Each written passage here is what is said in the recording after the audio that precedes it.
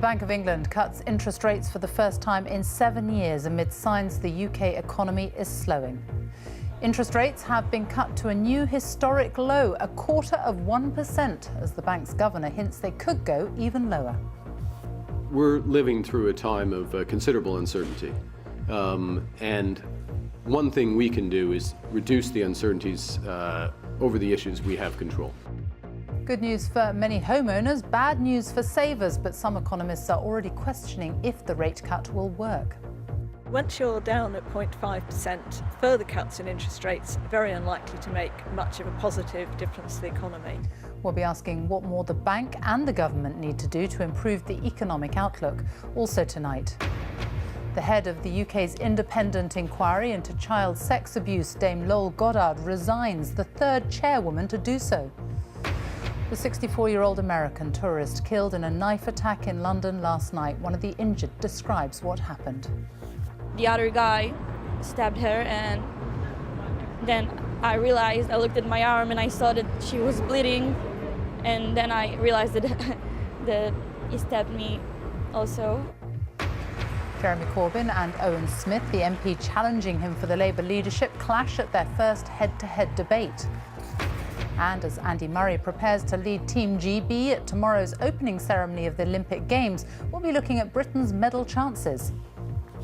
In the south, protecting their coastline, armed French Marines patrol cross-channel ferries to try and prevent terrorist attacks. And chance encounters. The Hampshire businessman turned down by the Dragons, only to then find one of his own.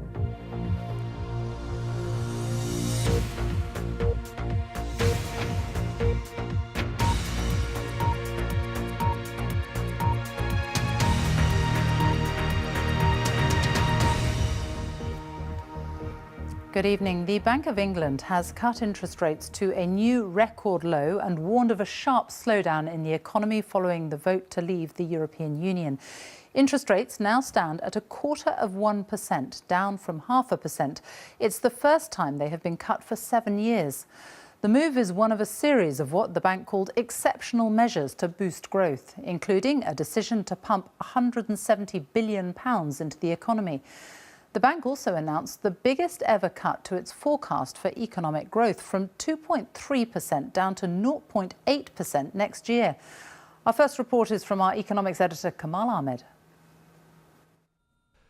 We were saying farewell to a tough winter and an even tougher recession the last time the Bank of England cut interest rates from 1% to 0.5%. Since then, we've had wedding bells, we've had running, swimming and jumping at an Olympics. Voters have trudged to the polls time after time after time, and all the way through, the bank has resolutely not acted on that historic low number. Until today, and a cut to 0.25%. The governor decided it was time to act. Weaker.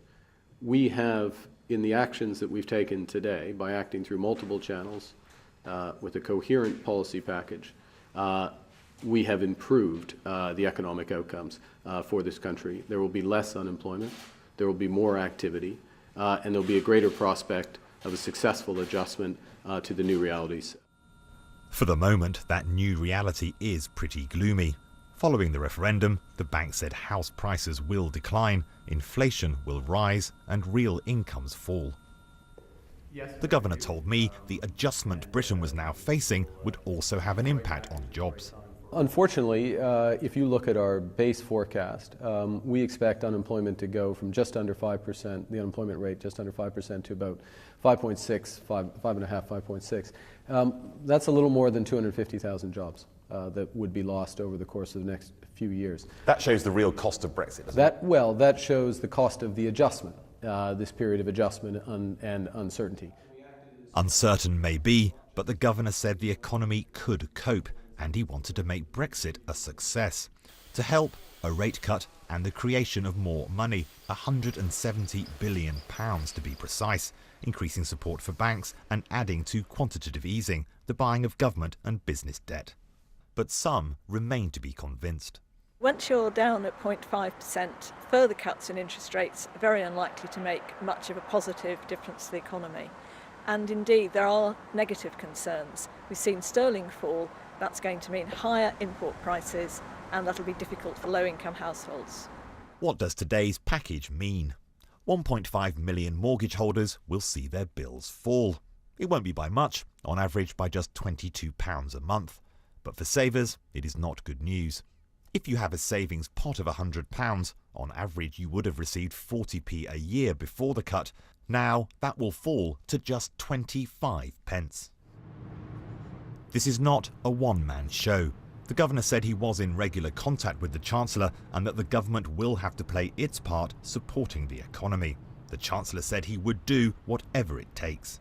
We're trying to protect jobs and economic growth, and the measures that have been taken today are designed to ensure that any increase in unemployment as a result of the economic slowdown is kept to the absolute minimum possible. The message from opponents: get on with it. Investing in Britain's infrastructure will be as important as any action by the bank. I welcome the Bank of England's decision to try and exude confidence within our economy. But monetary policy is not enough. We need the government to act now. We need the government to start investing in our economy. The Chancellor said he'll wait until the autumn. That's too late. We need decisions now because Britain will be on hold until we have those decisions. For the Bank of England, the big question: will this package work? Yes, the interest rate cut is modest, the stimulus relatively small, but Mark Carney has offered himself as a one-man confidence indicator, and for the economy, confidence is important. While others fiddle, here is some action. The bank says there could be a bright future ahead, but for the moment, the economy is struggling. Interest rates could be cut again to 0.1% as Britain continues to digest the economic results of the referendum. Kamal Ahmed, BBC News. So with interest rates now at the lowest they've ever been in the UK, what impact will it have on households up and down the country? Hal Griffith has been to a new development in Newport to assess consumer and business confidence. Economic growth requires a lot of ingredients. If today's measures are going to shore things up, it's places like this new housing estate where they'll be used. Right, through into the kitchen. Thank you. This is lovely. Isn't it? Isn't it super? Tom and Fionn are buying their first home together. The interest rate cut should make finding a mortgage cheaper. It just means that we can buy the house of our dreams, have a bit of extra money in our pocket and sort of have the peace of mind that we're not stretching ourselves too much. Right, this way, out into the garden. Both work in the coffee trade, a service industry that's been booming. But they're aware other businesses, like the local steelworks, aren't doing so well. So how confident are they about the future? It's terrible when people lose their jobs and factories in Wales are closing down, and that's awful because that's people's livelihood. But I just think that we all just need to be a little bit more sensible with our money and spend it where you need it, and hopefully the economy then will turn itself around and we will come out the other side. When they eventually move in, their new neighbours will be Mohammed and his family. With 2 stores in Newport and plans for a third, an economic slowdown would be felt in his tills. Buying a new house now is a big decision, but today's interest rate cut has convinced him he's better off buying bricks and mortar than putting money in the bank. You can't keep in the cash in the bank this time because interest rate is too low, and best way you can invest money in somewhere property or somewhere in business. That's the best way, and that's the best time to buy the house. Construction is an important part of the UK economy, but it's an industry that's been particularly nervous over what the next few months will bring. What they want here is confidence and cash flow so that they can carry on building. For developer Tim Gray, the promise of economic stimulus is key, as long as the money does reach them. We can't continue to build unless the banks are there to support us as an industry. You know, we clearly want to build as many houses as we possibly can. Yes, there are a number of factors that affect that, including finance. So obviously if that finance wasn't available, we wouldn't be in a position to actually build what we know we can sell. These brand new streets won't be finished for another 18 months. By then, we should know if today has put the economy on the right track. Howell Griffith, BBC News, Newport. Well, let's talk to our economics editor, Kamal Ahmed. And the bank has painted a pretty bleak picture of the road ahead. But what happens next is not just down to them. Certainly isn't, Sophie. I mean, we've had a really remarkable day. I think the Bank of England have really tested the limits of monetary policy. But as you say, they're only really part of the picture. The other big player in this whole economic story for the country post the referendum is, of course, the government. Frankly, no one is really saying we must have lower interest rates, we must have more funding and lending to people, because the bank has done all it can in that area, to be honest. So we're really now looking towards the government. It's still a pretty new Chancellor, a pretty new Prime Minister. What are their economic policies on taxes, on spending, on borrowing? And we're not going to know that until we get to the autumn statement. And for a lot of people, where the bank has acted decisively and quickly, the government appears to be slow, and that must be a concern for some businesses. Kamal, thank you. The judge appointed to lead the independent inquiry into child sex abuse, Dame Lol Goddard, has resigned from the post. She was appointed in February last year after the two previous chairwomen resigned. The inquiry was set up in 2014 to examine allegations of an establishment cover-up of historic abuse. Clive Coleman reports. Following the resignation of two former chairwomen, New Zealand judge Dame Lol Goddard was appointed by the then Home Secretary Theresa May to be the steadying hand needed on an inquiry many thought had lost its way before it had even started. And she seemed ready for the task. Why have you undertaken this challenge? Really, my whole career path to date and my experience, I believe, has brought me to this point. Set up in the wake of the Jimmy Savile scandal, it was to be a vast, wide-ranging inquiry that would examine child abuse within public bodies and private organisations. So why might Lol Goddard have resigned? Today she faced press criticism that during her first year she'd spent 3 months away from the inquiry. A spokesman said she'd been on inquiry business and had remained in constant contact. In her resignation statement tonight, Justice Goddard gave some clues, saying, "The conduct of any public inquiry is not an easy task, let alone one of the magnitude of this. Compounding the many difficulties was its legacy of failure, which has been very hard to shake off." Her resignation is the latest setback for the inquiry that was set up in 2014. The first chair, Baroness Butler-Sloss, was appointed in July 2014, but stood down a week later. Dame Fiona Woolf was appointed in September of that year. She stood down less than 2 months later. Like her predecessor, she'd been criticised for being too close to the establishment. Justice Lol Goddard was appointed in February last year and resigned today. I think it is very unfortunate that the inquiry has now lost its third chair, but I hope, and I speak as a survivor, that this will not derail the great work that has started in any way whatsoever. In a statement, the Home Secretary said, "I want to assure everyone with an interest in the inquiry, particularly victims and survivors, that the work of the inquiry will continue without delay and a new chair will be appointed." With Justice Goddard's departure, the inquiry is in crisis. Who now will be prepared to take on a role so many have found impossible? Clive Coleman, BBC News. The American stabbed to death in central London last night has been named as 64-year-old Darlene Horton, the wife of a university professor from Florida who'd been teaching in London this summer. 5 other people were injured in the knife attack. Police say the victims were selected at random and they don't believe it was terrorist-related. June Kelly reports. Under control and under arrest, a 19-year-old who had taken one life and left others injured as he lashed out with his knife in a busy London square. Amongst those he stabbed was an 18-year-old tourist from Israel. I looked at my arm and I saw that she was bleeding, and then I realized that he stabbed me also. And she saw another of his victims die.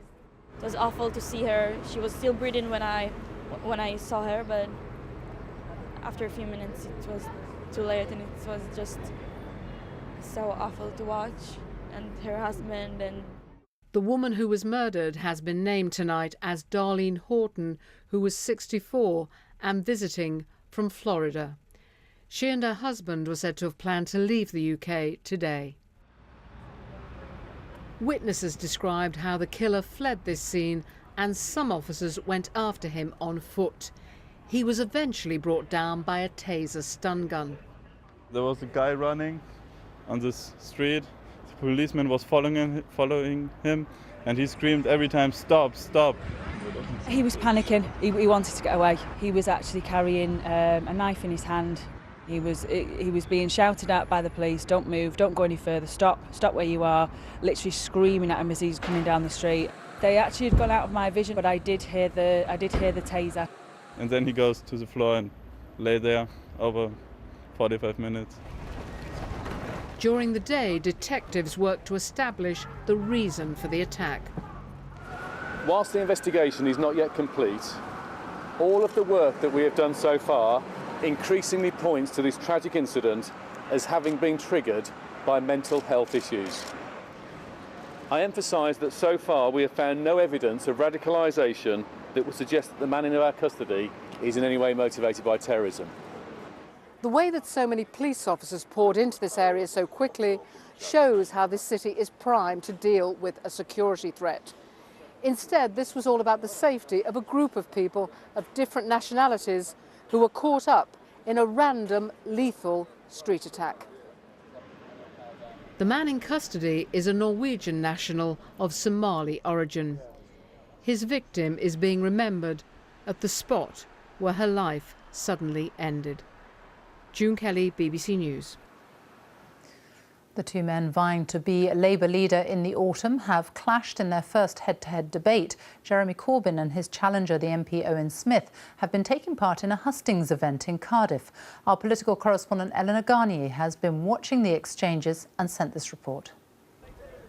He's in charge at the moment, but with a leadership crisis, the party's divided and struggling to find its direction. Good evening all, lovely to see you all. Lovely to see you all. This man says he has the answers and has taken on the leader head-to-head for the first time.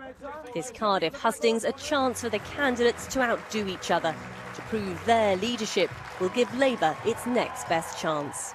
It was a question about division in the party that revealed once more the gulf between Jeremy Corbyn and his MPs. It would be a good thing if Labour MPs got behind their leader and worked with them rather than briefed against them all the time. I understand political differences and I understand dissent. But Jeremy, 172 Labour MPs voted no confidence in your leadership. Now, they're not red Tories. These aren't people who want to see the Tories back in power. They're not Blairites. They're just Labour MPs. As for taking the fight to the Tories, Jeremy Corbyn insisted he'd already been successful. In the past 10 months, we've defeated the government 22 times in Parliament. When we work together, we win. When we work together, we do defeat the Tories. Thank you very much. But Owen Smith repeated time and time again, Labour needed to be not just in opposition, but a radical government in waiting. Well, I think the problem with that, Jeremy, is we're not defeating the Tories. We've had a few victories. We've done relatively well on a few occasions, but we're behind. We're behind. You just pick up the papers today, we're 14 percentage points behind the Tories. At points, it was personal. Allegations of anti-Semitism have dogged the Labour Party in recent times. And Mr Smith's comments on this drew both cheers and jeers from party members. I've been in this Labour Party for 30 years. I've only remembered in the last 9 months a discussion about anti-Semitism in the Labour Party. That's the truth. That's the truth. Mr Corbyn condemned all forms of anti-Semitism. I want our party to be the inclusive, open, welcoming place for everybody, whatever their faith, whatever their ethnic group, whatever their community they come from. There is one major policy where the pair disagree. Trident. It got the biggest response from the audience tonight. I voted against the renewal of Trident. We are timing. We must retain a nuclear deterrent in order to enable the multilateral disarmament of the entire world's arsenal. That is the unfortunate, terrible truth. Whoever wins the leadership contest, the deep divisions now entrenched in the Labour Party will not be easily healed. There were no major blows or game-changing moments in tonight's debate, though Jeremy Corbyn did seem to pick up more of the cheers from the audience. Owen Smith was jeered when he suggested his rival was incapable of leading and that he was the man to take Labour back to government. This, though, was Owen Smith's debut, and the pair will have more hustings like these before around 500,000 Labour Party members and supporters choose their next leader. Eleanor, thank you. A brief look at some of the day's other news stories now, and officials in Afghanistan say a group of foreign tourists, including 8 Britons, have been attacked in the western province of Herat. Several people have been wounded. The Taliban has said it carried out the attack. A lorry driver who was reading a text message just seconds before he crashed, killing off-duty policewoman Sharon Garrett, has been found guilty of causing death by dangerous driving. Danny Warby, who's 28 and from Kings Lynn in Cambridgeshire, will be sentenced later. A man has been jailed for the kidnap and sexual assault of a teenage girl more than 30 years ago. David Green, who's now 60, abducted his victim and assaulted her in a cave in Weston-super-Mare in 1983. He was caught as a result of new DNA techniques. David Cameron's controversial resignation honours list, which was leaked at the weekend, has been officially published this evening.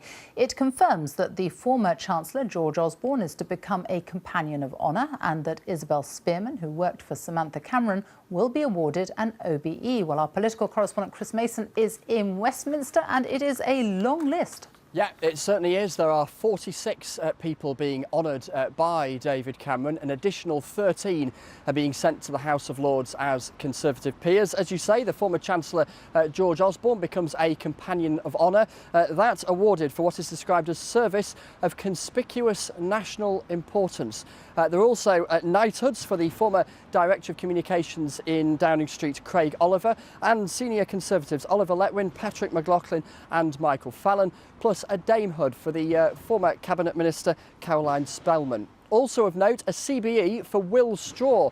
He was the leader of the In campaign, yes, the failed In campaign in the EU referendum. Meanwhile, David Cameron is sending his former Chief of Staff, Ed Llewellyn, to the House of Lords. But it's not all about the Conservatives tonight. Jeremy Corbyn, the Labour leader, sending Shami Chakrabarti, the former director of the pressure group Liberty, to the House of Lords as a Labour peer. She recently chaired an inquiry into anti-Semitism in the Labour Party for Jeremy Corbyn. Now, sources say all of these appointments reflect tireless public service. Critics say, though, it's ultimately people just doing their job. The Liberal Democrat leader Tim Farron saying tonight that this list was so full of cronies it would embarrass a medieval court. Chris Mason, thank you. At least 271 Russian athletes have been cleared to compete at the Rio Olympics. That's despite the World Anti-Doping Agency recommending all should have been banned following the country's doping scandal. The Russian Olympic Committee president has said his country's team will be the cleanest at the Games. Our sports editor Dan Roan is in Rio, so still a pretty big Russian team. How much of a surprise is this? Well, many will be surprised, Sophie, especially after that damning World Anti-Doping Agency report last month, which found evidence of state-sponsored cheating in Russia across many sports and over several years. The critics expected, they demanded a blanket ban of the entire Russian team from these Rio Games. As a result, instead, the Russian Olympic Committee this evening confirmed there'll be 271 members of their team. That's about 100 fewer than originally intended, but it still makes that one of the biggest teams at these games, and many will say it raises serious questions about the IOC's commitment to clean sport, and indeed makes a mockery of the President Thomas Bach's supposed stance, a zero-tolerance policy against cheating. If you expected the Russians to be contrite, to be grateful and to not make any outspoken comments, you'd be disappointed. This evening, Alexander Zhukov, the head of their Olympic committee, said that he believed Russia was the cleanest team of any at these games. The IOC gave responsibility to the international sports federations. The track and field governing body barred 67 Russians, but only a few other sports sanctioned them in the same way. And that'll mean now that a big team will be seen at the opening ceremony tomorrow evening in the Olympic Stadium. It'll be fascinating to see what kind of reception those Russian athletes receive. Our sports editor Dan Roan, thank you. Meanwhile, the Duke and Duchess of Cambridge and Prince Harry have recorded a special good luck message to British athletes competing at the Rio 2016 Olympic Games. Team GB's 366-strong squad are hoping to win at least 48 medals. That's not as many as in London, but it would still make Rio Britain's most successful games overseas. Our sports correspondent Andy Swiss has been looking at their chances. 28 different sports, one common goal. After weeks of preparing in Belo Horizonte, the time for training is nearly over. But as Britain's athletes start gathering for the opening ceremony, one man may still need a little more practice. Andy Murray's flag bearing not quite as smooth as his forehand, as Princess Anne discovered. Just drop it a little bit, Andy, because we're blocking HOH. That's great, that's brilliant. But then Murray said this was an honour he'd hardly expected. I was just getting into bed at about 11:15. I was in my pants, and our team leader came and said the chef de mission needs to speak to you, and I was speechless. Really, I didn't know what to say. But for the team as a whole, the challenge is to follow this. Chris Hoy gets the gold medal! The success of London 2012 set a new gold standard for British sport. So what should we expect from Team GB here in Brazil? Well, London was their best games for more than a century. They won 65 medals. Here their target is a little more modest, 48 medals. That, though, would still make it their best overseas games, beating the 47 medals they won in Beijing 8 years ago. It's really unusual for a team to do really well after our home games, and some of them have really slumped in the past, but to have the best away games ever after our home games like we had in London would be an outstanding result for us. It looks like it might be Petey. And the key could be a crop of new stars, like world champion Adam Peaty in the swimming, sailor Giles Scott, who's lost just once in 3 years, and Katarina Johnson-Thompson set to challenge Jessica Ennis-Hill for heptathlon gold. I still do admire and I respect everything she's achieved, so it can't be a rivalry in that respect, but you know, I never thought our careers would cross paths, so yeah, it's a bit weird, but we're both going for the gold, and you know, hopefully it'll be good for Great Britain and we'll get 2 medals in some capacity. Our athletes are an inspiration to us all. And for the team today, a message of royal support. Let's top 2012. Bring on the great. Topping 2012 might be a step too far, but it's time for Team GB to live up to their billing. Andy Swiss, BBC News, Belo Horizonte. The world's thinnest tall tower has opened in Brighton today. It's called the I360, and the public are taken 450 feet above the seafront in a curved glass pod. It's on the site once occupied by the entrance to the ruined West Pier. The architects who also designed the London Eye have called it a vertical pier, but the tower has divided local opinion. Now, are you addicted to your mobile phone? New research suggests that adults in the UK are spending an average of 25 hours a week online. The study found nearly 60% of people say they're hooked on their mobile phones and tablets. A third of people admitted they found it increasingly difficult to disconnect. And over a quarter of people even admitted that they've texted or instant messaged someone who is in the same room. Here's our business correspondent, Emma Simpson. Escaping the day-to-day grind. Nothing beats getting away from it all. But can we really switch off from our phones and devices? Meet the Anzalonis and the McNaughts from Essex. If I Google that, we'll be able to look today. I find it totally impossible just to put it away and not have it charged.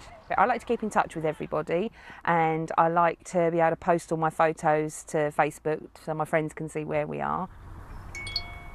I'm usually on Facebook, a bit of Instagram, some Twitter, some Snapchat.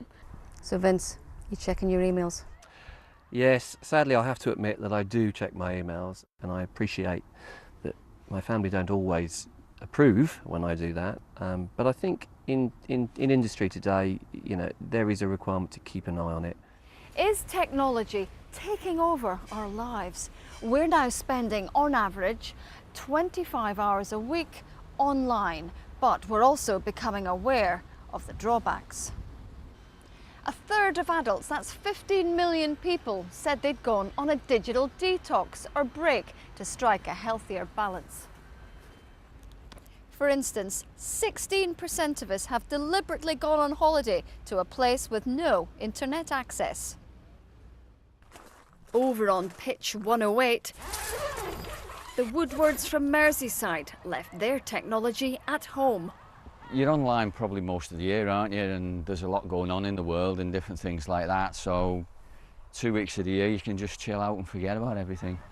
Feel better for it? Yes, certainly do.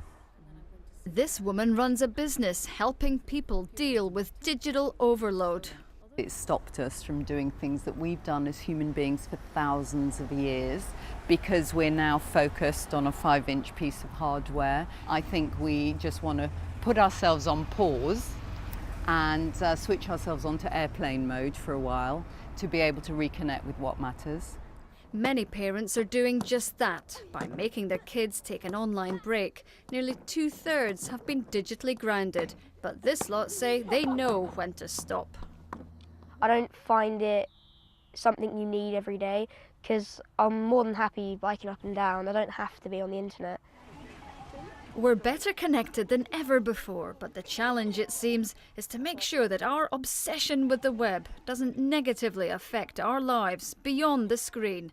Emma Simpson, BBC News, Poole. Newsnight is coming up on BBC Two. Here's Evan. So for the third time, the person in charge of the inquiry into child sexual abuse has stepped down, and that's before the first public hearings. We'll be asking if it's just bad luck to lose 3 or are we doing something wrong? Join me now on BBC Two. Here on BBC One, it's time for the news where you are. Good night.